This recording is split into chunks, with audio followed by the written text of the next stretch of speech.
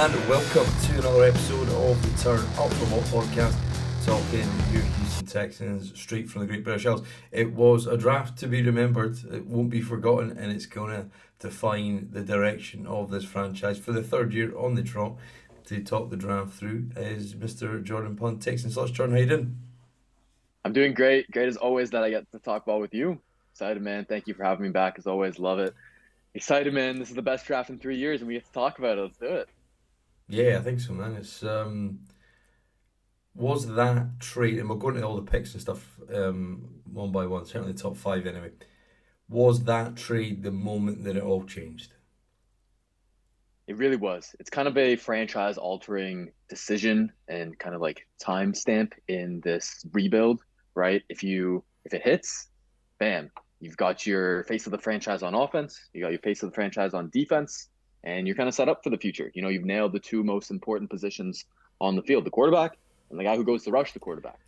And if it doesn't succeed, well, then you've lost top your first round pick for the next year, and it's going to be harder to rebuild. Nick Cassera is probably out of here, so it's definitely the big moment that will either make the Texans succeed in the rebuild or fail, in my opinion. And I think it'll succeed. I'm pretty optimistic about it. Are you?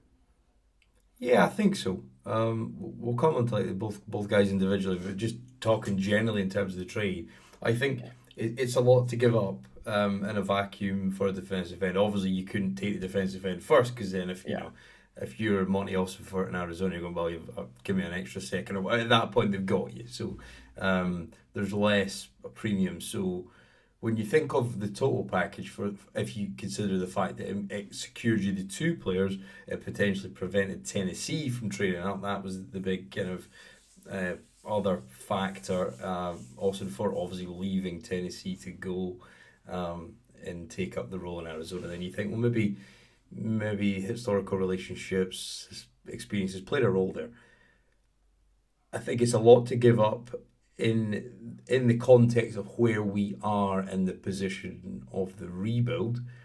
Ideally, you would have done this next year if you felt like it gave you missing pieces that would make you competitive. I think to do it now, in the absence of missing out that top pick next year, which is our pick, not Cleveland's, to miss out the top of the second, which was always like the sweet spot in terms of value. It's quite a lot, and I suppose you could have taken the alternative. I suppose Jordan and Will Anderson's play will dictate, but the alternative was you take a Van Ness, a McDonald, and the second, and next year's first. And are you better off at that position with those three guys? Will the impact of Will Anderson be bigger than one of those two alternatives if you had to go edge rusher? Or you could have gone wide receiver. We'll come on to that later. Or those two other guys. And I think that's how you kind of got to weigh it up. And I suppose we'll not know for a while. But I think when you look at an isolation, if you looked at a depth chart and you said it's these three options, whoever they might have been, we'll never know now, versus this one, you're banking on a lot of health, a lot of goodwill, a lot of form, all to go your way on one rather than three. And that's where I think when it comes to spreading the risk on a team that needs to build, you need more pieces to build in theory, so therefore it counteracts our arc in the rebuild. But look, I suppose if he kicks the doors in day one, then nobody will ever care, right? Yeah, I think, I totally understand where you're coming from, and I agree with a lot of your points. I think the one thing I'll push back on and play devil's advocate is that there's not a Will Anderson in the next year's class, right? The main piece that we gave up that I think hurts us the most, to your point about team building, is the first round pick next year. Could potentially be top five, could be to potentially top 10. And we look at next year's draft class and everyone loves it already. There's Drake May, there's Caleb Williams, Marvin Harrison, Brock Bowers, right? But and that's kind of like the top of the class. But there is no Will Anderson Jr. The top edge rusher in that class doesn't come close to Will Anderson and what he's produced in 2 years at Alabama. And so when you think about it like that, the Texans could be looking at themselves and think, hey, like, yeah, we love next year's draft class, but the strength is at quarterback. And we already got our guy with CJ Stroud, so we're not going to be missing out too much there. And the strength isn't at edge rusher, whereas it is here this year with Will Anderson. So we can go get our guy now. We can have more immediate results. And I do think part of it was potentially Nick Caserio being like, hey, like, it is year three now. Like I do kind of need to start to turn this ship around. Like I need to get another premium piece in this year. And so he went out and go get Will Anderson. We all saw the video of how excited he was when he hugged Will Anderson. He loves that guy. Well, did you not think there was a distinct change in tone and reaction to when they talked about CJ Stroud? He said he has a lot of qualities we like, to beaming, glowing, singing the praises, however you want to phrase it, of Will Anderson. So it almost seemed like if all things were equal, they would have taken Will Anderson, and CJ Stroud was a necessity to give the team an identity, a watchability factor that they know they have to have. Therefore, it was a necessary. It's like shopping at Walmart, right? You've got to eat, so you might not want to go there, but you've got to go. So was it one of those things where they did it because they had to, rather than if every choice was available in an ideal world, they didn't do it. I just thought there was a huge change in tone between the two when they were talking, albeit welcoming, albeit complimentary, but not to the same extent anywhere close to how they talked about Anderson. Yeah, I think there's multiple parts to that. I think the first part is that Nick Casario and D'Amico Ryans, they probably did have Will Anderson Jr. higher on their board than CJ Stroud. So if they did only have that one first round pick, they probably would have went Will Anderson apart from the pressure from ownership and what we know that the McNairs can kind of force some decisions here and there. So I feel like that quarterback pick was a little bit influenced by ownership. So that's the first thing that can kind of explain, the difference in the tone when they were talking about those prospects. I think the second thing is purely that, like, D'Amico and Nick, they are defensive guys. They like defensive players more. And then the third thing is potentially like, this they just might have connected better with Will Anderson on a personal level during their visit. And that's just like has nothing to do with how they are as players and what they think of them as players, but just they just might have bonded better on their visits. Will Anderson said like he loved his visit in Houston. He envisioned that was the place that he wanted to be. He talked really highly about Nick Casario. So I think that maybe is like the last piece of that puzzle. I suppose when you've watched them, because ultimately Will Anderson will do what he does, and if he can win you games, turn the ball over at the right time, do all the things a great defensive end can do. He's solid against the run. I think everybody knows it's all been done to death. The top two guys. There's no point going into too much detail, but I suppose the big question of the two is, was the talent and the offensive line, the protection, the separation of his receiving targets. Did that play a big part in the accuracy of it? Now, I think if you look at, I can't remember the game now, when it's blowing a gale and he still keeps going, and Stroud still keeps going for it. There was another game, and I heard them talking about this on another show yesterday, about how the DBs on the other side playing against Ohio State almost knew the routes at times if they were stealing calls or what have you. They thought it was almost perfect, and then even within those conditions, the windy game, within that game where it looked like they had their number, he still found ways to throw them open. So I think when you look at some of the detailed parts of his game, or the nuanced parts, where the way he lays throws out, the way he throws it into space, the way he understands coverage, and the way he understands the route developing, to marry those two in his head in a split 3 or 4 seconds, I think potentially can translate that accuracy. But I suppose it's almost lazy. But I think the question is, will he be another Buckeye quarterback at the next level? What separates him from all those other guys that have failed, Jordan, do you think? I think he's a far superior college prospect to guys like Dwayne Haskins, Cardell Jones, the failed Ohio State quarterbacks that we think about. Justin Fields, jury's still out on him. I like him, but we'll see. I think CJ Stroud, number one, from like a fundamentals standpoint, is far and away, like fundamentals mechanics standpoint, far away better than guys like Cardell Jones, Dwayne Haskins in terms of his footwork, his mechanics, and how that's number one spawns his accuracy, right? He throws a beautiful football, whether it's he needs to put touch on it, whether he needs to put velocity on it. He has the fundamentals to do whatever he needs to do there. So that's one aspect of it. And the other aspect, like you said, is the mental aspect, the feel of the game. He feels more like a natural, pocket passer. He understands progressions. He understands timing, anticipation, how to read defenses. And a lot of these other past Ohio State quarterbacks, they wouldn't. It was completely different offensive schemes that they were put into. It was a lot more, one read. If it's not there, you tuck it and run. But for the most part, that first read was there because they had such a big talent differential from these wide receivers versus cornerbacks.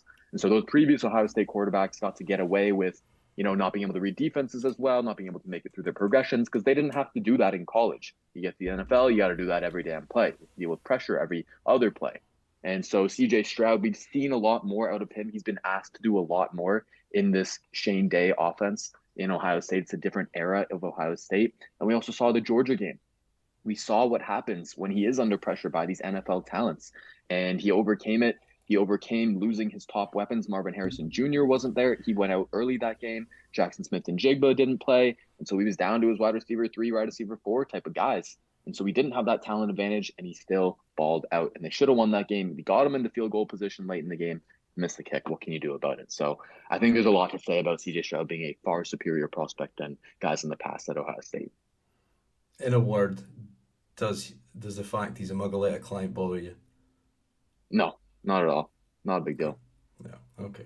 Yeah, I'm kind of the same. I think he's objective enough to not do it. But I just think if things start turning to shit in 3 years' time and these picks don't work out, I wouldn't put it past them to channel an exit. But let's hope it goes the complete opposite way. I think that's the thing. Now, I think potentially one of the things that obviously precluding them from picking at the top of the second for a wide receiver and a centre, I think that was the obvious two picks that they needed to make. But with the Texans' next two picks coming in at the 62nd overall, the Texans went and made the selection. Houston Texans are making moves. The Philadelphia Eagles have traded the 62nd pick to the Houston Texans. And with the 62nd pick in the 2023 NFL Draft, the Houston Texans select Juice Scruggs, center, Penn State. Go Texans. So with that Juice Scruggs pick, I think the tape is mixed. I think it was certainly higher than other people. Obviously, guys had Luke Weipler, who was his was CJ's. I I can't get it in my head that his name is Bernard. Coleridge Bernard. I want to call him the Nard Dog out of the office. But anyway, the Scruggs' pick. It was a couple. There was a run on those interior guys. On the broadcast, ironically, I thought Daniel Jeremiah said I think he's better than power rather than zone, which is the opposite of what we need. Yeah. I saw then John Harris, and I know like these guys on TV for a long time. There's going to be stuff they're going to say is complete, just pops in their head, and there's a hell of a lot to remember. So not a criticism there of DJ, but is this guy a fit in your eyes? I've just watched a couple of kind of game snaps, clip through the clips, and it's all right, but I probably didn't warrant that pick for me. What do you think, Jordan? Yeah, I think it's a bit of a reach, especially because they did trade up and use some extra picks to go get their guy. He was consensus, like on this consensus board by Pro Football Network, he was rated 175th overall. And we got him at 62nd. So that's a big jump there. In my opinion, he was the next best center on the board because John Michael Schmitz and Joe Tippmann were gone. And so, yeah, it was between him and Whippler. And I kind of liked Scruggs' tape better than Whippler. I really didn't like Whippler. Maybe I just watched the wrong games, but I didn't like what I saw out of him. Scruggs, the tape isn't perfect. It's not in the same tier as Tippmann and JMS. And I think he's the type of guy that's year one, like good backup, kind of a starter. By year 2, year 3, he'll be maybe a decent to solid starter, but it's not someone that's going to be, you're never going to be like worried about him, and you're never going to think about like not replacing him. Like you can still upgrade at the position down the road, in my opinion. So I'm kind of with you on that. As a bit of a reach for the positional need. But I think it kind of speaks to their overall philosophy on the draft class that they really needed to support CJ Stroud. You know, they drafted 2 other interior offensive linemen and 2 wide receivers. So it's 4 other offensive picks on, some key position and needs there to help CJ Stroud. So I think that's what their mindset was there. Did the Jarrett Patterson pick at 201 give any kind of, considering you've just traded for Shaq Mason, considering you just drafted Kenyon Green 15th overall last year, did that potentially signify a little bit of doubt that when they were picking there, they were picking because they felt it was the best at a position that they didn't have anyone at? And actually, some of the tape, when you look at, I think when you hear both guys, Scruggs and Patterson, speak, they sound like ready-made pros, but a guy coming out of Notre Dame might not necessarily be better than Penn State, but they're certainly similar profiles, but picked at 2 almost opposite ends of the order. But from watching, again, limited into this, and I plan to get into more in the coming weeks, there doesn't seem a huge amount between the two. Yeah, I think that's a fair thing to say. Like if you were to try and like tier the interior offensive linemen, the centers, right? Tier one would be John Michael Schmitz and Tittman. Tier two is probably like they're probably even isn't even a tier two. It probably skips to tier three. And you got guys like Scruggs and Whippler and Patterson. Like they're maybe in that tier three, tier four type of range. So there's good and bad with that. There's good that you got a similar type player at a far lower draft capital. But I do agree that he's kind of the same idea of Scruggs that, oh, we love his positional versatility. He can be a really good backup, a spot starter. He's intelligent, the good old smart, tough, reliable. Um, and so I like the pick. I don't think it's an indictment on Kenyon Green. I think it's more of a statement on how they feel about the depth of their interior offensive line at all three positions, especially at center, and then also getting a guy for the future in Jack Mason because he's 29 years old. He's getting on the wrong side of 30, and you never know how his play could drop off there. So I don't think it's not as much of an indictment on Green, in my opinion. Yeah, no, I think that's fair. I think that was a position they had to do, so they addressed it twice. But then with the next pick at 69th overall, the Texans made the next selection. Let's go Texans!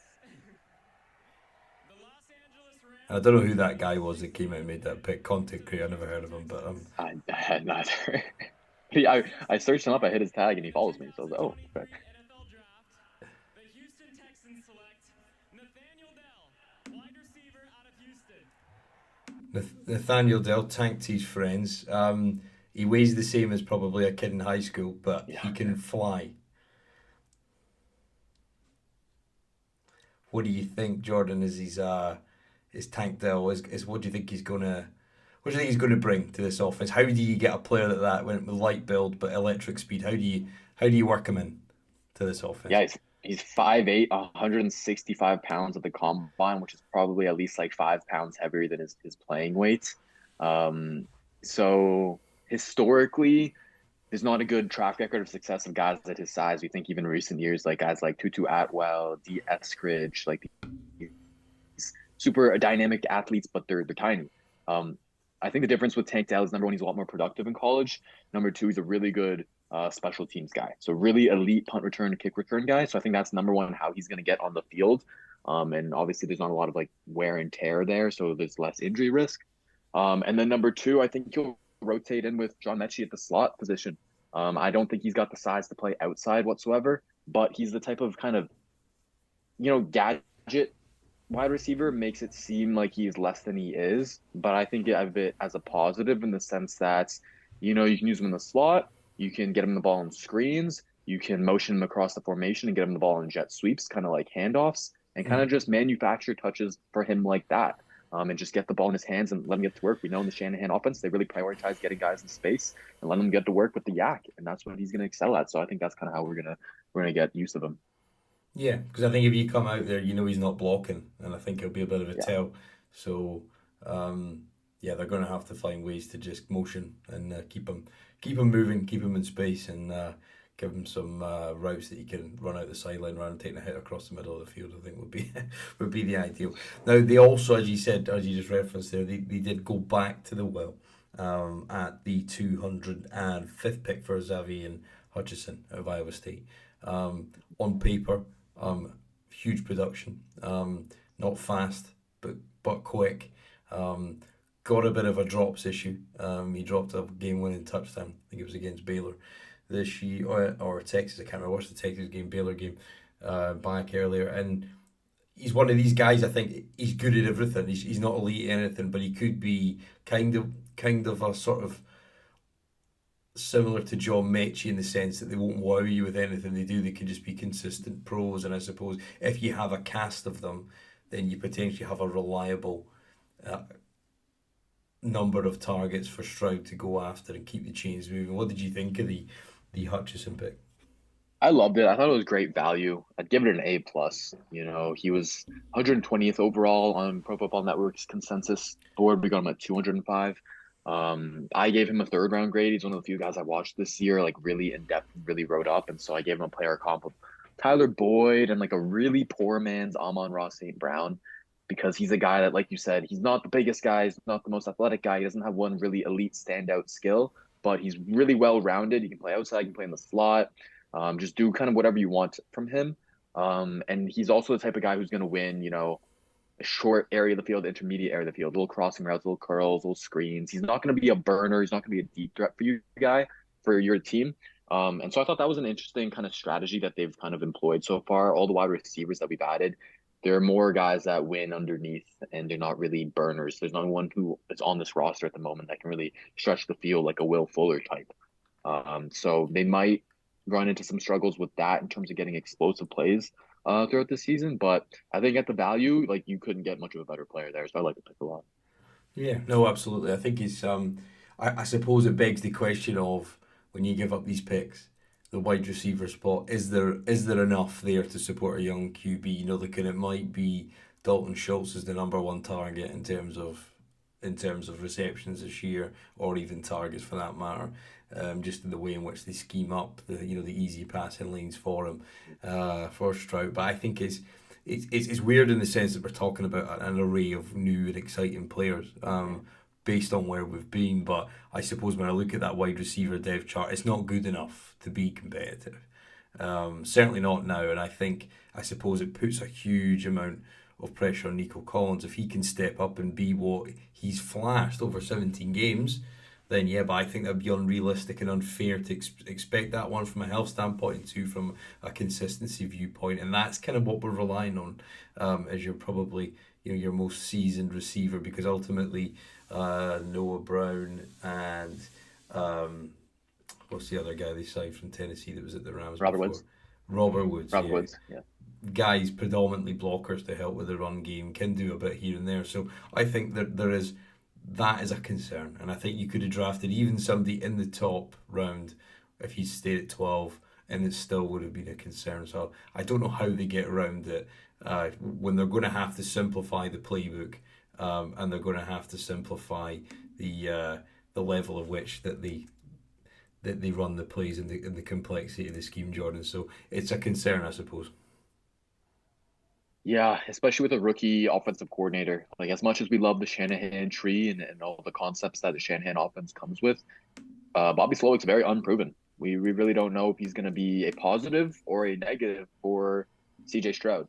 The one thing I'll say to kind of make people feel better, especially about like Nico Collins and guys like that, is just going from a pure talent upgrade from Davis Mills to CJ Stroud, it'll be significant. It'll be significant. We'll feel that with how our wide receivers perform, because, there was a lot of reps in last year's film, the year before, where guys like Nico Collins are very wide open and he's beating good, talented cornerbacks, and he just doesn't get the ball, or he gets overthrown, or for whatever the reason, they're not able to get it to him.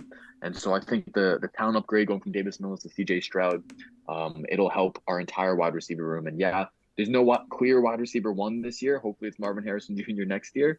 But for now, we just have kind of a room full of like wide receiver twos and threes. And it probably caps the ceiling on our passing offense. So we're going to have to make up for it with our running game becoming more efficient, and David Pierce being the guy to make that happen. Absolutely, and I think really the only pick really that we can hope for was the guy that they picked, or two defensive players they picked. Firstly, Dylan Horton from TCU, and I don't know what position he'll play, Jordan. And then, of course, the guy we spent a lot of time talking about in the bye week not last season, but the season prior, Henry Toto. So I think you've got two guys there who could be rotational players at worst, coming in at 109 and was it 167. So I think it was pretty good to have those guys there. But I suppose my question for both of them is, why were they still there? Dylan Horton, I thought that was a reach. If I were to grade that pick, I would give it like C. I think there were a lot better players on the board. Like, there was the Adetomiwa Adebaware guy out of Northwestern that the Colts took like a pick later. If you're looking for more defensive linemen like him. And I'll get to Toto second. I'll do Horton first. In terms of like where he's gonna play, he's kind of a tweener, right? He's kind of like Charles Omenihu. He's not big enough to be a full-time defensive tackle and take on double teams and whatnot, but he's also not like super athletic enough to be on the edge and rush around tackles. So I think he's a sub package guy. He's gonna be coming in on passing downs. He's got a high motor. He's just constantly pursuing the ball. And I believe he had 10 sacks in his last season at TCU, and 4 of them came against Michigan. So hopefully you can tap into that one game and see, what went right there and try and elevate more of that good stuff right there. But I would expect year one not to really make too much of an impact. Year two, year three, you can get into, a solid, reliable, designated pass rusher on some packages. And then to O, why was he there? 2022 film clearly was not as good as the 2021 film. The entire Alabama defense and honestly team in general struggled a lot. So I don't know how much of that was on Henry himself. I need to go back and watch more personally. But I love the 2021 stuff, man. We talked about it last time. And I don't know, I saw a guy who was very instinctual, who kind of was able to read plays really quickly and get to the ball first. So I like the pick there. Pair him a backup with Christian Harris. The chemistry is already there from day one. I would not be surprised if he's starting late in his rookie season. At least in year two, I think you should take over the job from whoever has it this year: Kirksey, Perriman, Corey Littleton. I think all those guys are just kind of like below average starters. So I wouldn't be surprised if Toto takes it in last couple games, rookie year two type of thing. Yeah, well, I just didn't envisage Kirksey making it to the season. I think we're having to certainly account for 105 million for all this for all these rookie deals. I saw that today, so it'll be interesting to see if he does make it, because you and I have talked multiple times, and many other people noticed that he's not good enough for this level, and I doubt Perryman or Littleton will be either. So I was hoping we would maybe go a little bit higher, but giving up those picks at the top end impacts that. Very quickly, in a very short answer for you, does Valade from, I'm going to try the first name, from Arizona State, the running back, undrafted free agent, got some wheels, looks like a scheme fit. Does he potentially shock and make the roster, or even get game time above guys like Singletary or something like that? I really like him a lot and I want to be optimistic about him because yeah, perfect scheme fit. He's got some juice to him, young legs. He was very productive in college. But just looking at the running back position with Pierce, obviously he's gonna make the roster. Singletary is gonna make the roster. And they just signed Mike Boone this year. They had their Dare Ogunbowale from last year, and they also signed Garrett Dokes. So Boone and Ogunbowale are kind of like your key special teamers. And for Zalade, I don't remember. For him, Valade, for X to be able to make the roster, he's gonna have to, number one, be a good runner, but also a better special teams player than Boone and Ogunbowale. And as a rookie, I just don't really see that happening. So I think he's gonna be a practice squad guy, one of the guys that will protect every once in a while. He'll get some call ups here and there, but I don't think he'll make the initial 53. And I'm assuming that I'm gonna be a little annoyed about that. That's when it comes time to it. No, that's it. And I think Ali Gay, Gambian national, potentially is a guy who's just never stayed healthy. Spoke to a guy from LSU that came on with us last year and said that he just needs to stay healthy. Originally, after his first season at LSU, second or third round pick, but injuries Yeah. curtailed that. So who knows? Let's see. And another Canadian national, Jared Wayne, the wide receiver from Pittsburgh. So somebody to root for there, Jordan. But Love it. it's a whistle stop tour this week. Any final thoughts before we head out here, Jordan?